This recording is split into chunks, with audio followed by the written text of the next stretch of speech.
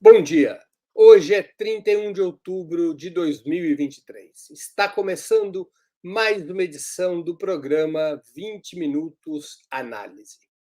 Após os ataques contra o território israelense no dia 7 de outubro, a organização palestina Hamas tornou-se ainda mais conhecida no mundo. Governando a faixa de Gaza desde 2006, esse grupo conquistou protagonismo na resistência palestina. Mas o que é essa organização? Qual é a sua origem? O que defende? Como se relaciona com os demais agrupamentos da resistência palestina? Quais os seus objetivos? Para respondermos a essas perguntas, precisamos ir ao ponto de partida da sua trajetória. O Hamas tem suas raízes em uma organização islâmica chamada Irmandade Muçulmana, criada em 1928, que está presente em cerca de 70 países, sediada no Cairo. Essa instituição se alinha ao ramo sunita do islamismo, ao qual pertencem aproximadamente 80% dos muçulmanos. Quando Israel completou a ocupação dos territórios palestinos na chamada Guerra dos Seis Dias, em 1967, os membros da Irmandade Muçulmana estavam distantes de qualquer movimento resistente. O seu trabalho se concentrava em atividades religiosas e obras sociais. Não queriam saber de política. A resistência palestina, então, era liderada pela OLP, Organização pela Libertação da Palestina, fundada em 1964 e comandada até sua morte em 2004 por Yasser Arafat. A OLP é uma frente política de caráter secular, não religioso, formada por aproximadamente 10 grupos das mais diferentes orientações político-ideológicas, do nacionalismo ao marxismo revolucionário. A liderança dessa coalizão sempre esteve ocupada pelo Fatah.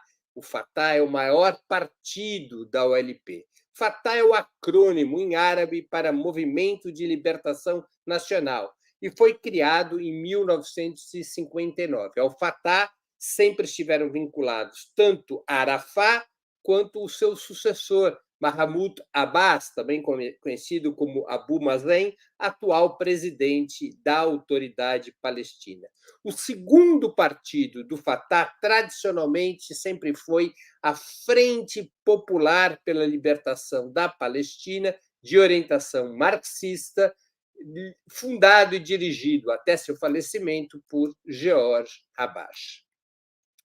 Até 1993, quando foram assinados os acordos de Oslo, o objetivo oficial da OLP era a dissolução do Estado de Israel, com a reconquista da Palestina como um Estado republicano e soberano, plurinacional e multiétnico, como tinha sido a Palestina, ainda que sem independência, no período de integração ao Império Otomano, pré-1918. Para alcançar esta finalidade, historicamente a OLP combinou formas diplomáticas, políticas e militares de luta, recorrendo a táticas de guerrilha para atacar o Estado sionista, o Estado ocupante de Israel, o que costumeiramente lhe valeu a caracterização de terrorista por parte dos dirigentes israelenses e dos seus aliados, particularmente os Estados Unidos. A OLP era considerada uma organização terrorista lá nos anos 70, 80 do século passado. A Irmandade Muçulmana, no entanto, nada tinha a ver com a OLP, e seus membros na Palestina se manteriam afastados do embate político até os anos 80. Quem começaria a promover um giro nessa postura seria o Sheikh Ahmed Yassin. Guardem esse nome, Ahmed Yassin, um refugiado palestino de origens humildes e tetraplégico, que galvanizou muitos seguidores a partir de uma instituição que criou em 1973, o Centro Islâmico, dedicada à caridade social, exatamente em Gaza, Gaza já ocupada pelo Estado de Israel a partir de 1967. Por seu caráter religioso, as autoridades sionistas não interferiam e até estimulavam esse grupo, imaginando que isso provocaria conflitos com o grande inimigo do Estado de Israel, que era a OLP. Aos poucos, no entanto, e assim foi sendo pressionado pelos seguidores mais jovens, profundamente conectados ao clima de revolta contra a ocupação israelense, e começou a conduzir o seu pessoal para uma atitude mais politizada, incluindo o incentivo a ações de resistência. Era o clima que precedia a primeira intifada, que iria explodir em 9 de dezembro de 1987, no campo de refugiados de Jabalia, no extremo norte da faixa de Gaza, com a população palestina atirando paus e pedras contra os militares israelenses. Haviam sido assassinados 4 palestinos pela polícia israelense, e isso é o gatilho daquela explosão que seria conhecida como a primeira intifada. Logo, a rebelião se estenderia para os demais territórios ocupados e, na prática, duraria até a assinatura dos acordos de Oslo. Então, nós estamos falando da primeira intifada, que começa em 1987 e se estende até 1993. São 6 anos de rebelião, sendo que o seu ápice foi entre 87 e 88. Aliás, a intifada teve um papel importante para os acordos de Oslo, porque exerceu pressão sobre o sionismo ao ameaçar tornar a vida em Israel um perigo permanente. Reunidos na casa de Yassin, vários membros da Irmandade Muçulmana decidiram se engajar organizadamente na rebelião. Essa reunião na casa de Yassin ocorre no dia 10 de dezembro, um dia apenas depois do início da intifada. Um panfleto publicado em 14 de dezembro, pedindo resistência, é considerado a primeira aparição pública do Hamas, embora essa sigla somente tenha aparecido em janeiro de 1988, como um acrônimo em árabe para Movimento de Resistência Islâmica.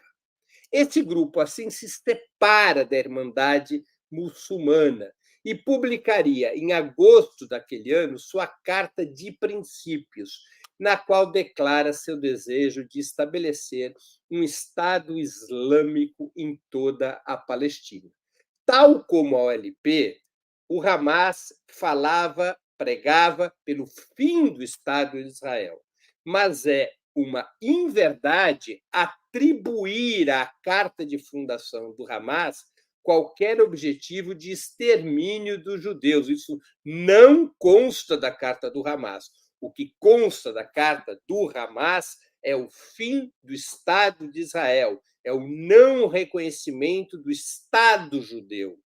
É a proposta, a luta, o objetivo de dissolver o Estado de Israel como uma entidade ilegal e colonial.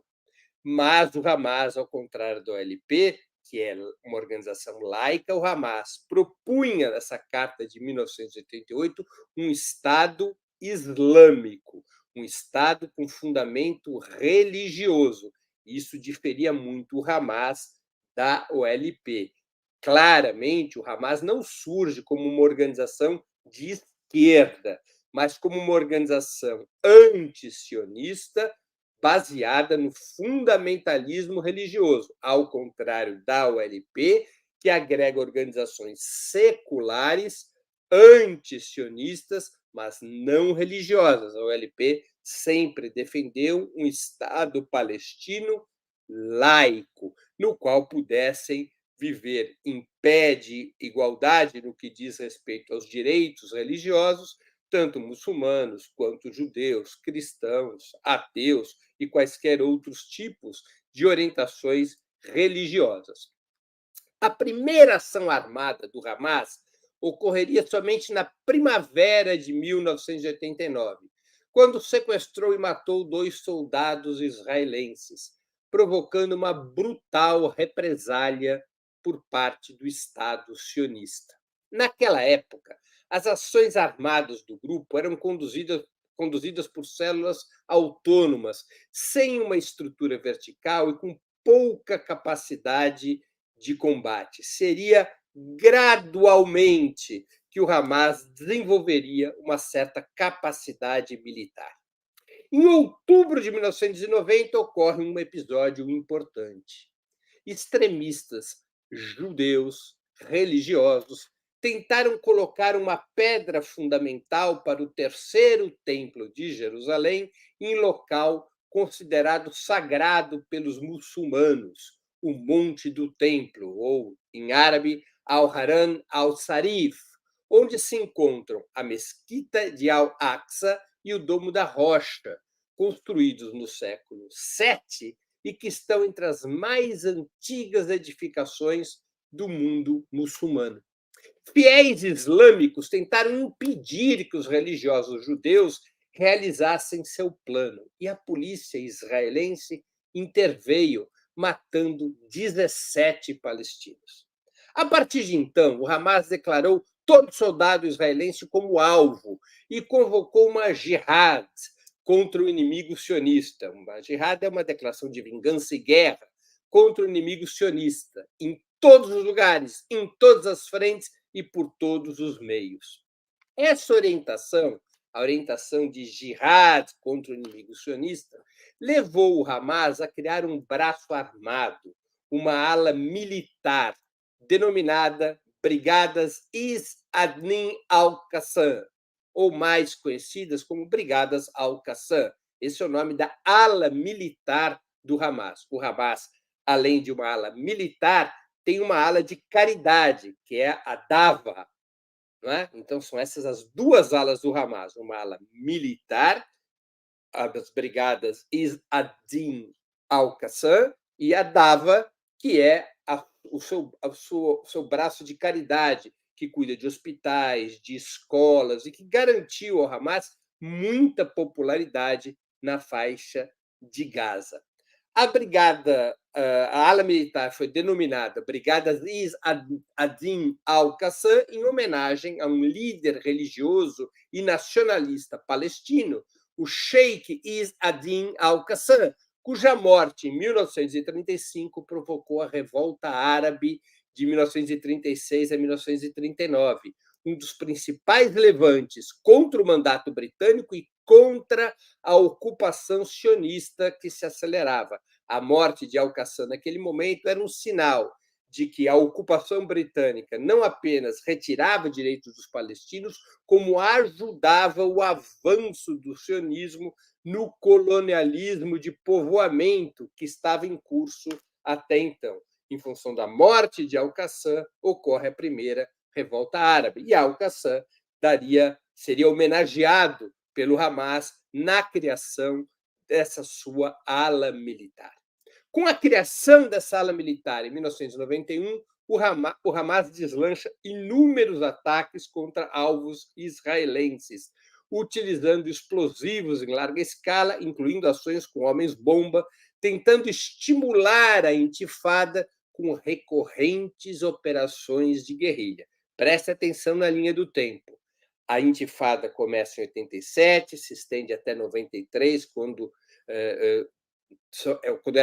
são assinados os acordos de Oslo. As brigadas Al-Qassam são criadas em 91, e neste período que antecede os acordos de Oslo, ainda durante a intifada, o Hamas multiplica suas ações armadas.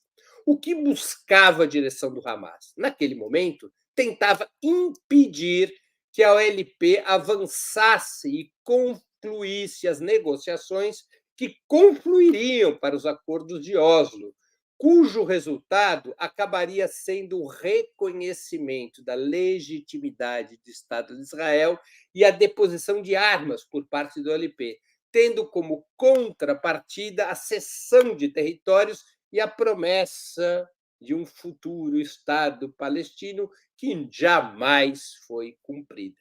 Ficava explícita dessa forma uma cisão na resistência palestina. Enquanto o Fatah e a maioria do OLP eram favoráveis a uma política de negociação com Israel, abandonando a luta armada e a rebelião popular, o Hamas e grupos minoritários do OLP, como a própria Frente Popular de Libertação da Palestina, que eu já citei, liderada por Jorge Hadash, que já faleceu, e também é o caso da Frente Democrática de Libertação da Palestina, esses grupos minoritários do OLP, mais o Hamas, defendiam a continuidade da resistência político-militar contra o Estado de Israel. Mas a OLP predominava entre os palestinos, faz os acordos de Oslo, reconhece a legitimidade do Estado de Israel, depõe armas, assume nos acordos de Oslo a responsabilidade de acabar com a luta armada, de policiar a própria resistência palestina, em troca, repito, de terras, de territórios, dentro de uma política que ficou conhecida por parte de Israel como troca de terras por paz. Ou seja, territórios foram cedidos ao OLP para constituir a autoridade palestina e, em troca da OLP, garantir paz para Israel, garantir o fim da resistência palestina, garantir o fim da luta armada e o reconhecimento formal do direito de Israel à existência. Veja só a essência dos acordos de Oslo. O Estado de Israel já estava ali, constituído, solidificado, ocupando 100% do território destinado à partilha em 1947. A OLP reconhece um Estado já constituído sem ter, em troca, o reconhecimento ou a possibilidade de conformação imediata de um Estado palestino. Ao contrário, aceitam-se territórios organizados por uma frágil autoridade palestina, numa situação em que Israel continuava controlando luz, água, coleta de impostos, comércio exterior, sem direito dos palestinos terem seu próprio exército. A autoridade palestina podia ter apenas uma polícia cujo maior objetivo era reprimir a própria resistência palestina, ou seja, os grupos armados que não aceitavam os acordos de Oslo. A radicalidade do Hamas, no entanto, foi aumentando a sua popularidade, especialmente em Gaza e nos setores mais jovens envolvidos na intifada, que viam com maus olhos a nova postura conciliatória da OLP. O Hamas era beneficiado em Gaza, portanto, por dois aspectos. Um aspecto, o trabalho de caridade social, que recebia muitos recursos dos países árabes, particularmente dos países árabes sunitas, como a Arábia Saudita, os Emirados Árabes, e esse trabalho de caridade garantia o atendimento às necessidades da população, repito, com escolas, com hospitais, com áreas culturais, com asilos para idosos e assim por diante. Mas o outro aspecto que fortalecia o papel do Hamas era o fato de que o Hamas pregava a continuidade da resistência palestina, pregava e praticava a continuidade da resistência palestina, o que levou o Hamas a ter uma crescente popularidade entre os jovens. Então, esses dois aspectos vão fortalecendo o Hamas. Com os acordos de Oslo de 1993, enquanto a OLP abandonava o enfrentamento ao Estado de Israel, o Hamas continuava, portanto, a combinar ações de caridade social com atividade política de massas e luta armada. Aí acontece um outro episódio muito importante, um episódio que seria marcante para a trajetória do Hamas. Em fevereiro de 1994, Baruch Goldstein, judeu, vestido com uniforme militar, assassinou 29 muçulmanos durante as orações na caverna dos patriarcas em Hebrom, na Cisjordânia. Isso provocou uma brutal revolta dos palestinos, evidentemente. Goldstein era vinculado a um grupo que se chamava Car e Kahane, grupo Car, o grupo Kahane. Os palestinos se revoltam contra esse assassinato em massa de 29 muçulmanos durante as orações. E o que faz a polícia israelense? As forças policiais de Israel reprimem os palestinos que protestavam e matam 19 pessoas. Matam 19 pessoas, além daqueles 29 muçulmanos que Goldstein havia assassinado. O governo trabalhista de Yitzhak Rabin, esse que é apresentado como um herói da paz, o governo trabalhista de Yitzhak Rabin, além de reprimir e matar palestinos, se recusou a retirar os colonos judeus daquele território ilegalmente ocupado. Uma curiosidade, pessoal: Ben-Gvir, atual ministro de Segurança Nacional de Israel, foi integrante do grupo ao qual se filiava o assassino da caverna dos patriarcas, Goldstein, o grupo Car, o grupo Kahane, que é considerado terrorista até pelos Estados Unidos, esse grupo. Mas Ben-Gvir, que veio deste grupo, que jamais renegou esse grupo, que reivindica a história do grupo Car, Ben-Gvir é hoje o ministro de Segurança Nacional de Israel. O Hamas, diante daquele cenário em Hebrom, jurou vingar as mortes. Mais que isso, declarou que trataria os sionistas da mesma forma que os palestinos estavam sendo tratados, sem distinção entre combatentes e civis. Vejam que interessante, é o momento em que o Hamas aceita alvos civis como legítimos. Durante seus primeiros 7 anos, o Hamas somente atacava o que considerava alvos militares, como soldados e instalações militares, tais quais quartéis. Essa diferenciação seria eliminada depois dos acontecimentos em Hebrom. Nos escritos do Hamas até 1994, havia uma proibição expressa contra causar danos indiscriminados a pessoas indefesas. Mas o massacre em Hebrom levou a uma mudança de atitude e deu início a uma série de atentados a civis, incluindo atentados suicidas, aqueles atentados dos homens-bomba. A autoridade palestina, pressionada por Israel, já estamos depois dos acordos de Oslo, Goldstein é depois dos acordos de Oslo. O Goldstein representa aqueles grupos sionistas que eram contrários até mesmo aos acordos de Oslo. Não é? A autoridade palestina, pressionada por Israel, tentava coibir o Hamas e obrigá-lo a cessar os ataques armados, mas sem muito sucesso. O Hamas aceitava muitas vezes parar as ações armadas, mas deixando claro que se reservava o direito de retalhar qualquer ação repressiva da parte de Israel.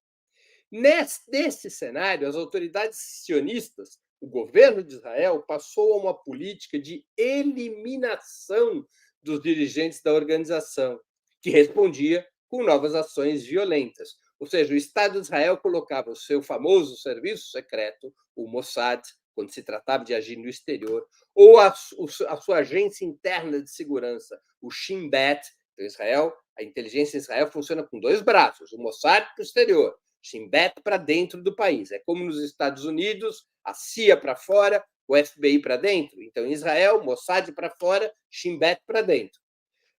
O Estado de Israel colocou o Shin Bet para organizar ações de assassinatos contra dirigentes do Hamas. Não se tratava de mortes em combate, mas de assassinatos dirigidos. Um desses assassinatos cometidos pelo Shin Bet foi o de Yahya Ayash, o fundador e chefe das Brigadas Al-Qassam, o fundador e chefe da ala militar do Hamas, que ocorreria em 5 de janeiro de 1996. Mais de 100 mil pessoas participaram do funeral do dirigente, do fundador das Brigadas Al-Qassam. E o Hamas ordenou uma onda de atentados massivos em retaliação à morte de seu líder militar. Com a paralisia dos acordos de Oslo, estancado em promessas jamais cumpridas, neste clima de retaliação do Hamas contra o Estado de Israel, uma segunda intifada começaria em 28 de setembro de 2000. Ou seja, nós temos aí anos turbulentos que antecedem a segunda intifada. Os acordos de Oslo estão paralisados, em Israel foi assassinado Isaac Rabin, assume para o seu primeiro mandato o governo Netanyahu em 1996, os acordos de Oslo rigorosamente são paralisados, a vida nos territórios palestinos é um inferno, a pressão de Israel, já sob o primeiro governo Netanyahu, é brutal, é um clima muito ruim e vai irromper a segunda intifada. Ela começaria em 28 de setembro de 2000. Como é que ela começa? O então deputado Ariel Sharon, do partido Likud, Sharon estava no Likud naquele momento, o Likud é o mesmo partido do Netanyahu, depois o Sharon romperia com o Likud, mas naquele momento ele era deputado do Likud. O Likud estava na oposição ao governo trabalhista de Ehud Barak, Netanyahu já havia saído do governo em 1999, os trabalhistas haviam vencido, e Ariel Sharon visita mais uma vez o Monte do Templo, o mesmo lugar muçulmano sagrado do conflito de 1990, diante da presença de centenas de palestinos isolados por um formidável aparato de segurança. Entendido como uma provocação inaceitável, o episódio funciona como um gatilho para rebeliões na Cisjordânia e em Gaza, e um processo que duraria até o início de 2005, é a segunda intifada, com quase 5 mil palestinos mortos e cerca de 1.000 israelenses. O Hamas iria recrudescer seus atentados na segunda intifada, ao lado de outros grupos palestinos. O Hamas foi responsável por 40% dos atentados naquele período entre 2000 e 2005. Os outros 60% foram de responsabilidade de outros grupos palestinos, inclusive do braço armado do próprio Fatah. A segunda intifada envolve todos os palestinos. E Israel pressiona brutalmente a autoridade palestina, chega a isolar Yasser Arafat em Ramallah, paralisa a entrega de fundos à autoridade palestina, sabota os acordos de Oslo. Não é? Esse é o clima da segunda intifada. O Hamas iria, portanto, recrudescer seus atentados ao lado de outros grupos palestinos e passaria a utilizar o lançamento de foguetes contra alvos israelenses. É a primeira vez na segunda intifada que o Hamas mostra ter foguetes, que é fruto da cooperação do Hamas com o Hezbollah, que também é um grupo islâmico, um grupo guerrilheiro islâmico, mas xiita, não sunita, que fica sediado no Líbano e que havia contribuído fortemente para obrigar o exército de Israel a se retirar do sul do Líbano. A segunda intifada iria até o início de 2025. Os historiadores preferem indicar que o fim da segunda intifada teria ocorrido na conferência de Sharm el-Sheikh, em 8 de fevereiro de 2005. Ali teria havido uma trégua. Ali houve um acordo, uma trégua entre o governo de Israel e a autoridade palestina, que já era chefiada por Mahmoud Abbas. Ele tinha sido eleito em 9 de janeiro de 2005 para substituir Yasser Arafat, que tinha morrido em 2004. E a conferência que selaria a paz da segunda intifada, Sharm el-Sheikh, a conferência de Sharm el-Sheikh, aconteceria em 8 de fevereiro. A autoridade palestina conseguiria, aos poucos, incorporar o Hamas à trégua estabelecida com Israel. Israel, naquele momento, era governado exatamente por Ariel Sharon. Mas o grupo advertia, o Hamas advertia, qualquer ação de Israel seria imediatamente, qualquer ação repressiva de Israel, qualquer ação de Israel contra palestinos, qualquer ação de Israel contra territórios palestinos seria imediatamente retalhada por meios militares. As ações de Israel incluía também a violação de lugares sagrados dos muçulmanos. Lembremos sempre que o Hamas é uma organização religiosa.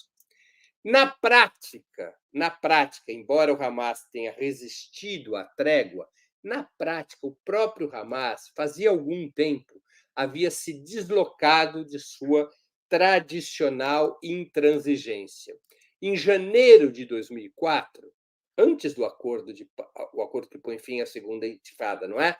Em janeiro de 2004, o líder do Hamas, o Sheikh Ahmed Yassin, refugiado palestino, tetraplégico, afirmou que o grupo, que o Hamas suspenderia a resistência armada contra Israel por 10 anos, em troca de um Estado palestino na Cisjordânia, na faixa de Gaza e em Jerusalém Oriental, sem exigir, olha só a concessão, sem exigir o direito imediato das famílias dos refugiados de 1948 de retornar à Palestina, deixando este direito para gerações futuras. O Hamas propõe 10 anos de trégua em troca da imediata instalação do Estado palestino na Cisjordânia, na faixa de Gaza e em Jerusalém Oriental. Essa proposta de assim, pessoal, foi feita em janeiro de 2004. Vocês sabem qual foi a resposta de Israel? Ela ocorreu em março daquele ano. A resposta sionista foi assassinar Ahmed Yassin. Ahmed Yassin é assassinado pelo governo israelense, por ordem do governo israelense, em março daquele mesmo ano, através de um ataque aéreo direcionado. O Hamas, mesmo diante dessa situação, em que seus líderes seguidamente eram assassinados por Israel, mas respeitando o acordo que havia feito com a autoridade palestina, de acatar o acordo de paz, o acordo que a trégua que pôs fim à segunda intifada, em fevereiro de 2005, o Hamas, que havia boicotado as eleições gerais palestinas de 1996 e as presidenciais de 2005, o Hamas decide participar das eleições legislativas em janeiro de 2006, apesar das pressões israelenses, norte-americanas e europeias para que a organização fosse excluída do processo eleitoral. O Hamas vai às eleições de janeiro de 2006, nas quais seria eleito o Conselho Legislativo Palestino, o parlamento da autoridade palestina. 6 meses antes das eleições, o governo de Ariel Sharon havia decidido retirar as tropas de ocupação e os assentamentos judaicos de Gaza, apresentando essa decisão como um gesto positivo para consolidar o acordo que colocaria fim à segunda intifada. Para muitos estudiosos, tratou-se de uma manobra bem-sucedida para diminuir as pressões internacionais sobre Israel e tentar fortalecer a perspectiva de que, dessa vez, os sionistas estavam dispostos a uma paz verdadeira, abrindo caminho para o Estado palestino. Israel estava sob muita pressão internacional. Essa pressão internacional exigia que Israel cumprisse os acordos de Oslo. E Ariel Sharon desocupa Gaza, retira as forças militares de Israel de Gaza e também retira os assentamentos judaicos, oferecendo indenizações, mas alguns dos assentados judeus, tiveram que ser retirados à força, não queriam sair de Gaza, e entrega Gaza para a autoridade palestina. Para outros estudiosos, no entanto, a decisão de Sharon apontaria para uma estratégia que, a partir de seu retorno ao governo em 2009, seria supostamente seguida por Benjamin Netanyahu. Combater militarmente o Hamas, mas garantir que sua presença em Gaza mantivesse dividida a liderança palestina, enfraquecendo a OLP e a própria autoridade palestina. Ou seja, há muita documentação que mostra que, durante um certo período, tanto Sharon, mas especialmente Netanyahu, pensaram do seguinte jeito: nós temos que combater o Hamas militarmente, mas nós não podemos destruí-lo. É necessário que ele mantenha sua influência em Gaza, porque a existência do Hamas divide a liderança palestina e enfraquece o LP. Aquela velha história, dividir para reinar. Então, havia uma relação dúplice durante um período de tempo, especialmente entre 2009 e 2012, do governo Netanyahu com o Hamas, permitindo, inclusive, que os fluxos de recursos que vinham do Catar e de outros países árabes seguissem adiante, de tal maneira que o Hamas se consolidasse em Gaza e disputasse a liderança palestina com a OLP.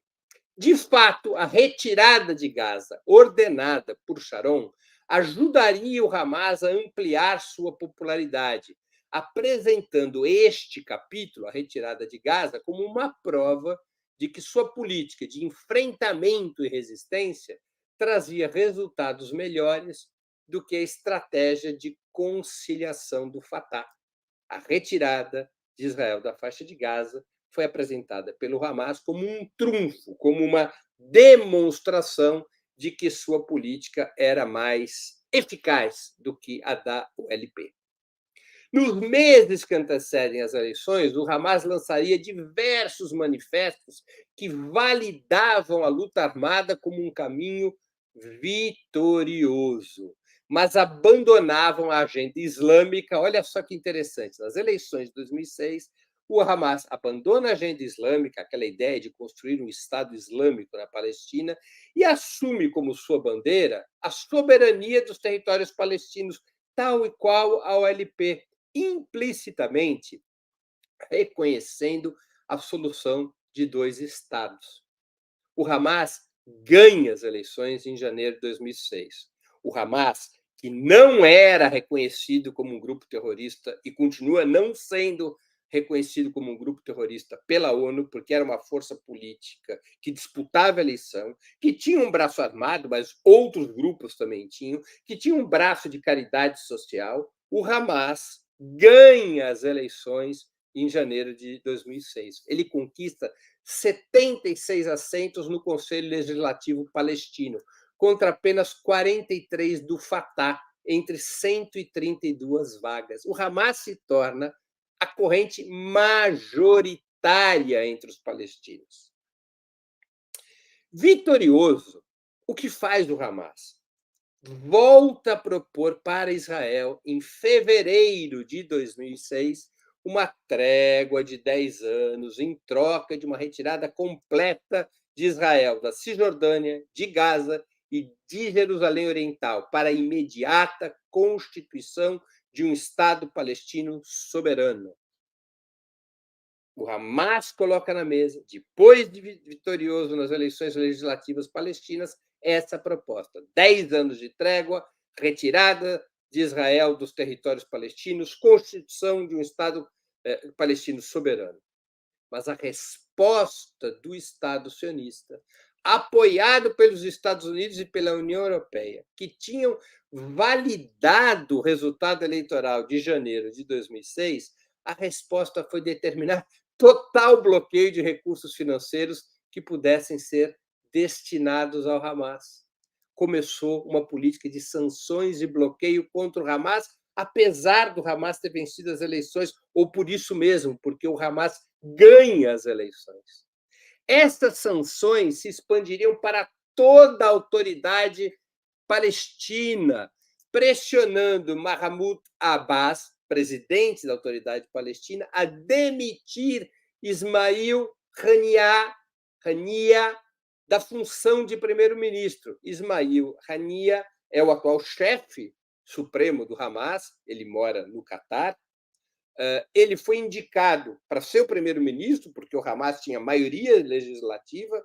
Mahmoud Abbas o nomeia primeiro-ministro em 21 de fevereiro de 2006, e os Estados Unidos, a União Europeia e Israel não aceitam o resultado eleitoral, que eles próprios haviam dito que tinha sido um resultado obtido em eleições limpas e transparentes. Um observador da União Europeia chegou a dizer que tinham sido eleições mais limpas do que em muitos países europeus. Mas a União Europeia, Estados Unidos e Israel não aceitam o resultado e pressionam a autoridade palestina a demitir o primeiro-ministro Ismail Haniyeh. Ele tinha que ser demitido ou não haveria mais recursos financeiros para a autoridade palestina.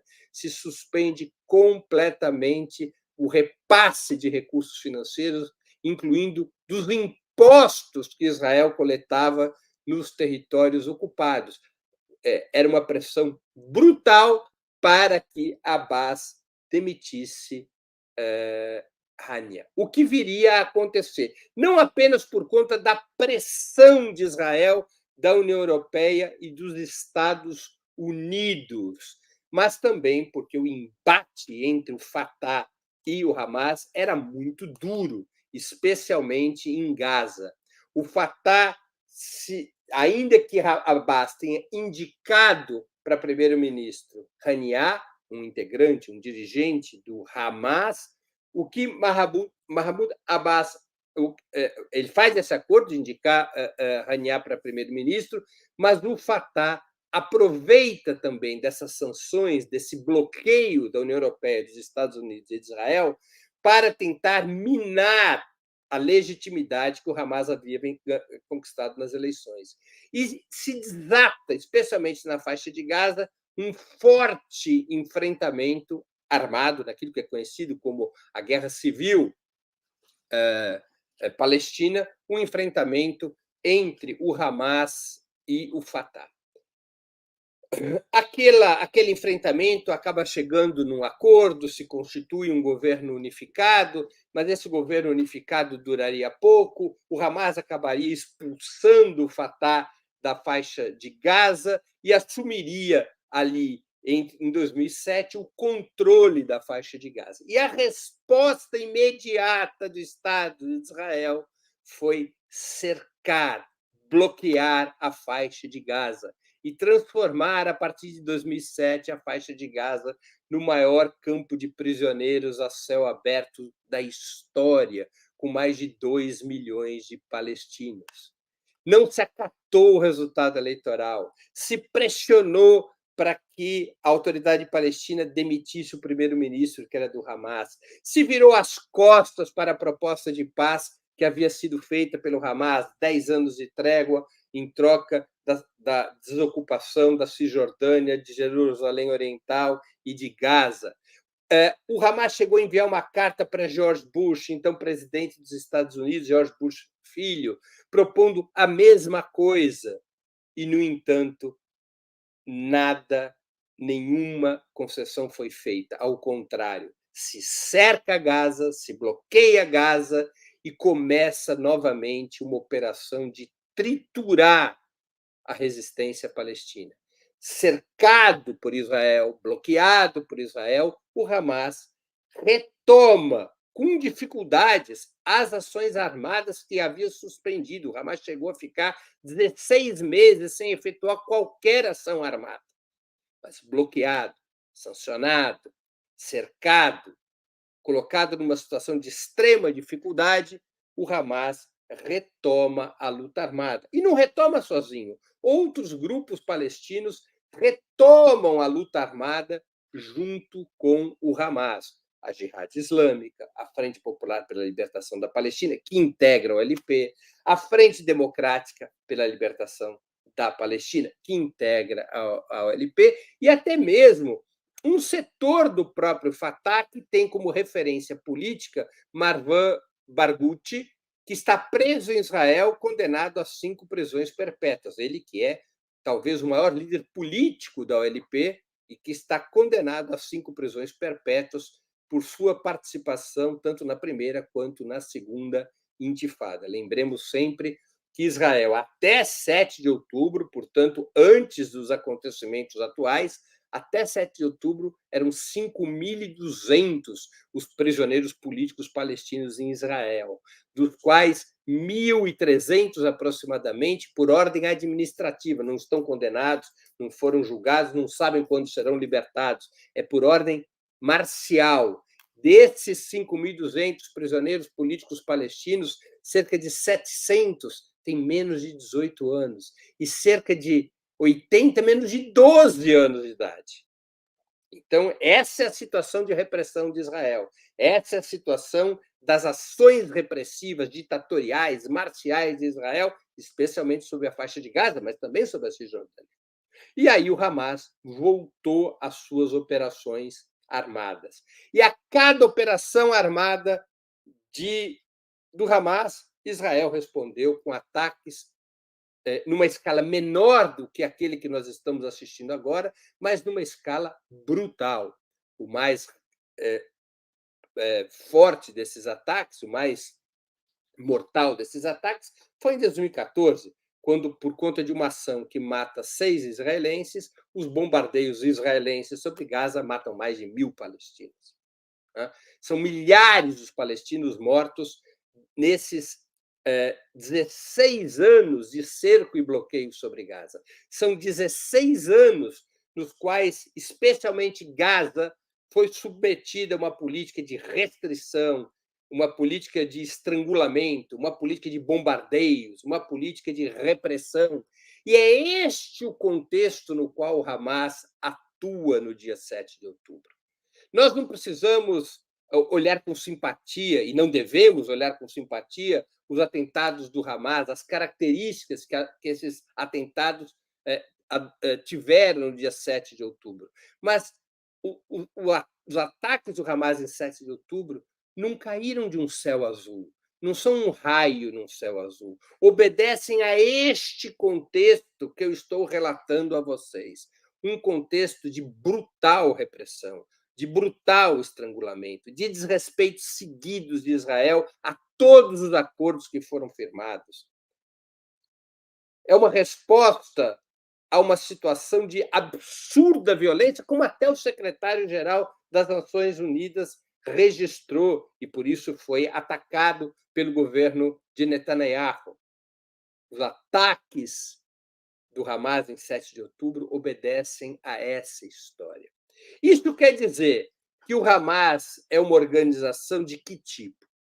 Eu vou aqui dizer a vocês uma síntese dessa exposição que eu estou fazendo. O Hamas, repito, não é uma organização de esquerda.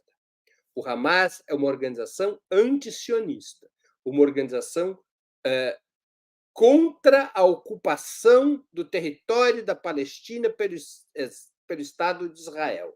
Essa é a característica política do Hamas. Mas o Hamas é também uma organização religiosa. O Hamas é uma organização que se baseia nos fundamentos mais ortodoxos do islamismo, na sua versão sunita.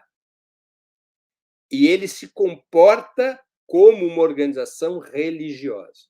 O Hamas não é um grupo terrorista, tampouco isso é reconhecido pelo Conselho de Segurança das Nações Unidas. O Hamas é uma organização política que possui 3 braços, ou que possui 3 áreas de atuação, ou que possui 3 tentáculos. O Hamas é uma organização política que disputa a eleição e que ganhou as eleições de 2006 e que essas eleições não foram reconhecidas por Estados Unidos, União Europeia e Estado de Israel, embora os observadores desses países, especialmente da União Europeia, presentes ao processo eleitoral, tenham reconhecido as eleições como limpas e legítimas. O Hamas é um partido político que disputa a eleição. O Hamas tem um braço de caridade social que impulsiona, que organiza, que incentiva, que financia escolas, hospitais, jardins de infância, asilos para idosos, enfim, tem uma ampla obra social, como já era da tradição da Irmandade Muçulmana. E o Hamas tem um braço militar, as Brigadas Al-Qassam. Então, o Hamas é uma das organizações da resistência palestina. O Hamas não pertence ao OLP e nunca pertenceu. Ele não é um racha da OLP.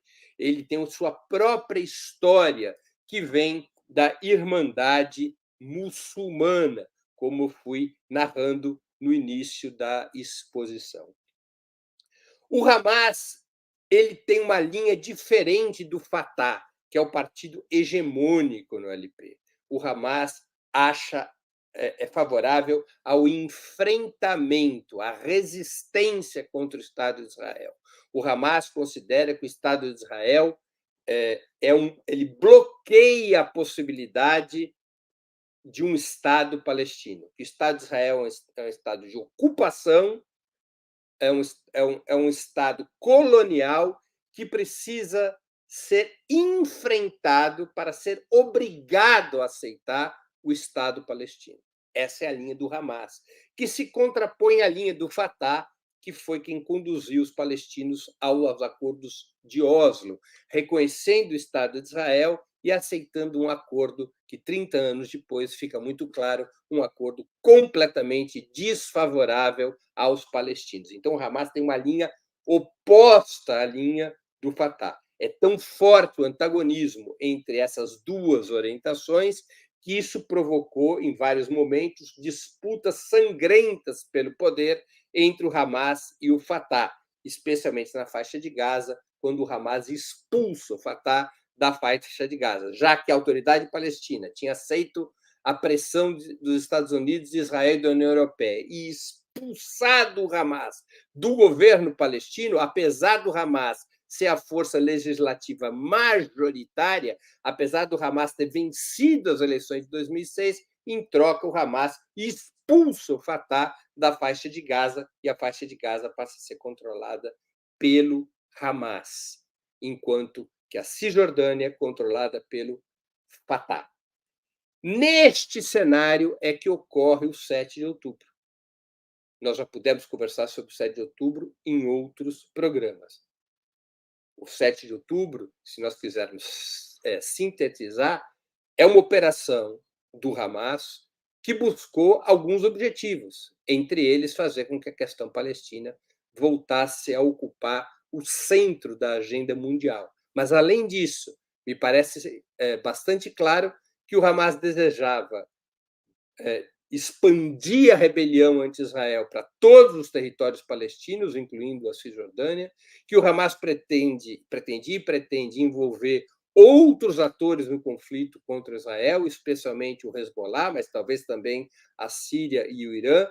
Me parece que o Hamas também desejava interromper as negociações que estavam em curso entre a Arábia Saudita e os Emirados Árabes de um lado, e o Estado de Israel de outro, num acordo chamado um acordo de paz, que poderia levar ao isolamento dos palestinos e, particularmente, ao enfraquecimento do próprio Hamas.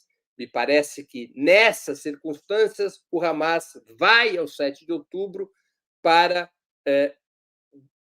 oferecer, para construir um clima de extrema tensão no qual a questão palestina voltasse a ter repercussão mundial e pudesse haver uma reorganização tanto da resistência palestina, quanto nos países árabes, quanto em relação ao papel do Irã e de outros países, numa estratégia que busque forçar Israel a recuar das suas pretensões expansionistas.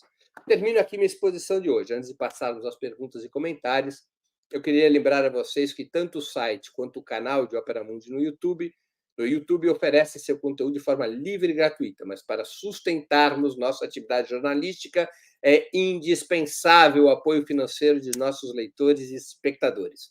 Esse apoio pode ser dado de 6 formas. A primeira, através de uma assinatura solidária em nosso site, no endereço operamundi.com.br/apoio. Vou repetir aqui o nosso endereço para assinaturas solidárias, operamundi.com.br/apoio. A segunda forma de contribuição é se inscrevendo como membro pagante em nosso canal no YouTube. Basta clicar em Seja Membro e escolher um valor no nosso cardápio de opções. A terceira forma de contribuição é através do Super Chat. A quarta, o Super Sticker. A quinta, escolhendo a ferramenta Valeu demais quando assistir aos nossos programas gravados. E a sexta forma de contribuição é através do Pix. Nossa chave nessa modalidade é apoia@operamundi.com.br. Vou repetir, nossa chave no Pix é apoia@operamundi.com.br. Além dessas 6 formas de contribuição, lembre-se sempre de dar like, de clicar no sininho e de compartilhar nossos programas com seus amigos e nos seus grupos. Se ainda não estiver inscrito no canal de Opera Mundi no YouTube, faça-o agora mesmo. Lembrando sempre que, em função da nossa cobertura independente e crítica, nós temos sido vítimas de sucessivas desmonetizações dos nossos programas, e por isso, mais do que nunca, nós precisamos do apoio de vocês, é o que eu peço a vocês, que apoiem através de uma dessas 6 formas que eu citei, que apoiem o Opera Mundi para que a gente possa continuar oferecendo um jornalismo crítico e independente, especialmente na cobertura do que está acontecendo na Palestina. Vamos aqui escolher algumas perguntas. Há muitas perguntas e muitas contribuições. Eu queria agradecer bastante, mas nós não vamos, provavelmente, ter condições de responder a todas. São realmente muitas perguntas. A gente está com uma audiência muito grande. Nesse momento, eu vou escolher algumas delas. Terezinha Braga de Moraes, que é novo membro do canal e contribuiu com o Superchat. Breno, como conseguir as suas palestras em francês? Queria enviá-las para um amigo francês que é contra o Hamas, embora seja um pacifista. É uma pessoa dominada pela imprensa ocidental. Ou como traduzi-las no celular? Puxa, Terezinha, essa pergunta vai ficar sem resposta. Se o YouTube não tiver algum mecanismo que traduza para o francês, eu não sei se existe, nós não temos essa versão em francês, infelizmente. Nós não temos. É uma pena, né? Ela pergunta também. Ela pergunta a mesma coisa, né? Nos celulares, no meio de tradução automática de texto ou áudio para outro idioma, queria compartilhar com o mundo as análises profundas e contundentes do camarada Breno. Infelizmente, nós não temos isso. Aí tem um monte de elogios, eu quero agradecer os elogios, várias contribuições do Pedro Antônio, do Eliel Freitas, do Daniel Cruz. O Daniel Cruz pergunta: qual a relevância hoje da Frente Popular de Libertação da Palestina e da Frente Democrática de Libertação da Palestina na luta de resistência do povo palestino? Olha, eles são muito atuantes, mas eles são hoje grupos pequenos, sabe, Daniel? A Frente Popular de Libertação da Palestina e a Frente Democrática de Libertação da Palestina perderam muita força. Eles ficaram, de certa maneira, ensanduichados entre o Hamas, na faixa de Gaza, e o Fatah, na Cisjordânia.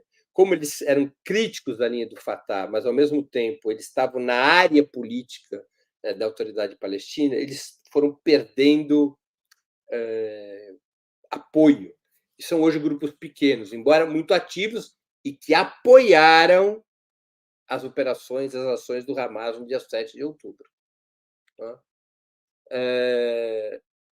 O Daniel Cruz também pergunta: outra questão, em vista da situação de dispersão da resistência palestina e da hegemonia dos religiosos na direção da resistência, seria possível o ressurgimento de uma liderança laica e de esquerda? Olha, Daniel, possível é, mas isso depende do Fatah, da OLP, da Autoridade Palestina, mudarem radicalmente sua posição.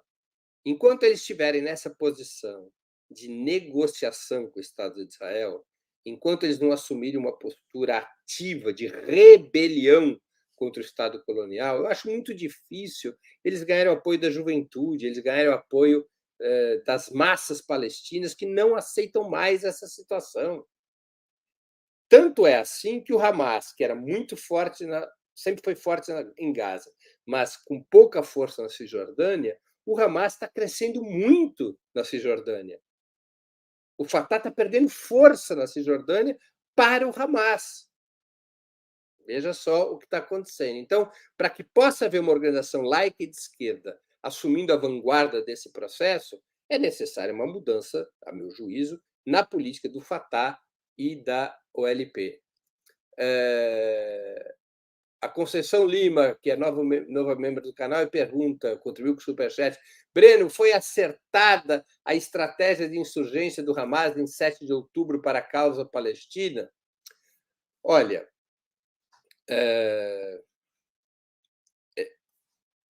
para que a gente possa dar uma resposta sobre isso, é preciso que o tempo passe. Não é? Do ponto de vista moral, as ações do Hamas são muito complicadas. Não é? Ou seja, houve as ações do Hamas tiveram alvos civis. Tiveram alvos militares, mas também tiveram alvos civis. Isso pode ter acontecido por descontrole do Hamas, como disse o Osama Hamdan, que eu entrevistei na semana passada. Ele disse: olha, nossos alvos eram exclusivamente militares. Outros grupos atuaram e podem ter tido alvos civis. Nós nos concentramos em alvos militares. E parte importante dos civis mortos